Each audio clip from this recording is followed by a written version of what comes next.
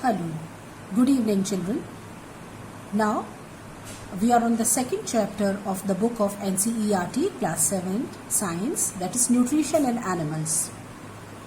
Earlier we had taken the chapter Nutrition in Plants, and there we studied that mode of nutrition in plant is of a category of autotroph.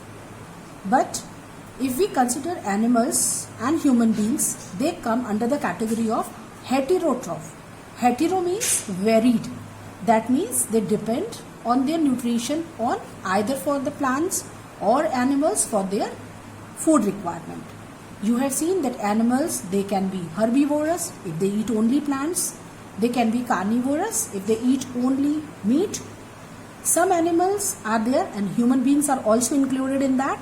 They take both non-vegetarian diet, vegetarian diets, food from plant, food from animals, and they come in the category of omnivores. Some animals are there which eat the dead remains. You would have seen vulture, hawk. They take the hyena, fox, etc. They take the remains of the dead animals, rotten animals, and they come in the category of scavengers. But lion, what is the category of the lion? Lion is called as the king of the jungle because he is really the jungle, king of the jungle. As first of all, what does the lion do? It chases the prey and then kills and then eat. So that category of animals are called as predators. So we humans and animals, directly or indirectly, we depend on our food requirement for plants. Say, when we what do the plants do? They carry on the phenomena of photosynthesis. They trap in solar energy, and that energy when we utilize, so finally that is the solar energy which from the plants goes into our body. Plants are called as producers and we are called as consumers. Now in this topic we are on the point, that is nutrition. Nutrition comes from the word nutrient, or the diet which we take in. What is diet? The food from morning till night, whatever the food intake we take, that is called as the diet. Nutrition comes from the word nutrient. And what is nutrient? They are the required, nutrients are the components of the food which gives us a balanced diet and which are required for the proper functioning of our healthy body. So the food which we take in should be balanced. And what is a balanced diet? That has all the 6 components of the food in proper quantity. So what is the components of the balanced diet? So first it is carbohydrate required in the maximum amount. Then comes fats. Then proteins, vitamins, minerals and roughage. Now what is carbohydrate? Carbohydrates are the cereals which we take in, sugar component which we take in. And what are the components, simple components of the carbohydrate food, or what it will break into simpler units, or we call them as monomers? They are glucose. Now what is glucose? You would have seen an ad on the TV. Glucose is what we gets energy directly from. जैसे हिंदी में एक add आता है, पीते ही जान में जान डाल दे Glucon D. So glucose, the formula comes as C6H12O6. Then whatever the fruits you take in, they contain a fruit sugar called as fructose, and it also has the same formula C6H12O6. Then in your kitchen you eat sugar, that is sucrose. Why it is called sucrose? Because it is being extracted from sugarcane, and scientific name of sugarcane is Saccharum officinarum. Then you eat rice. That all the cereals, they contain a carbohydrate in the form of starch. Then comes fats. Fat, you eat oil, ghee, butter, that gives the requirement of the fat diet. Then oils from the plant. Simpler components of fats are fatty acids and glycerol. But what is the difference between carbohydrate and fats? Both are energy sources, but carbohydrate are the simple forms and the cheapest forms of source of energies. But fats, everyone know that they are a bit costlier also. But fat, if you eat 1 spoon of carbohydrate, 1 spoon of fat, fat provides you much more energy comparatively to the carbohydrate. Then comes protein. Protein, for that we depend on plant products also and for animal products also. If you eat pulses, they are the plant protein, and if you eat egg, milk, then they are the animal proteins, and they ultimately break up into amino acids. Now, you have seen carbohydrate and fats, they contain elements like carbon, hydrogen and oxygen. But protein, they contain carbon, hydrogen, oxygen, nitrogen and sulfur.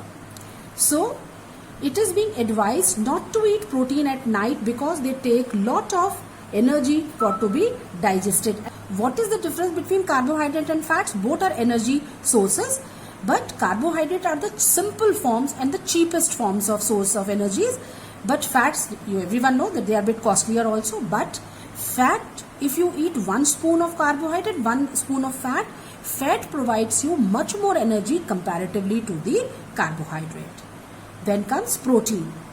Protein, for that we depend on plant products also and for animal products also. If you eat pulses, they are the plant protein, and if you eat egg, milk, then they are the animal proteins, and they ultimately break up into amino acids. Now, you have seen carbohydrate and fats, they contain elements like carbon, hydrogen and oxygen. But protein, they contain carbon, hydrogen, oxygen, nitrogen and sulfur. So, it is being advised not to eat protein at night because they take lot of energy for to be digested, and moreover they pose a difficulty in digesting at night.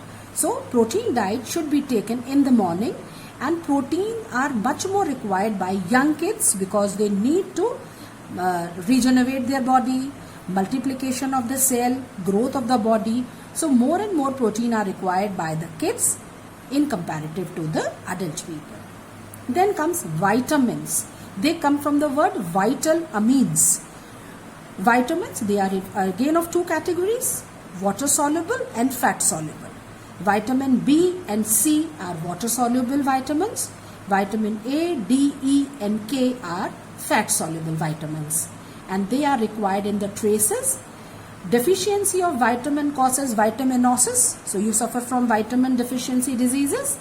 Then comes mineral, they are also required in traces.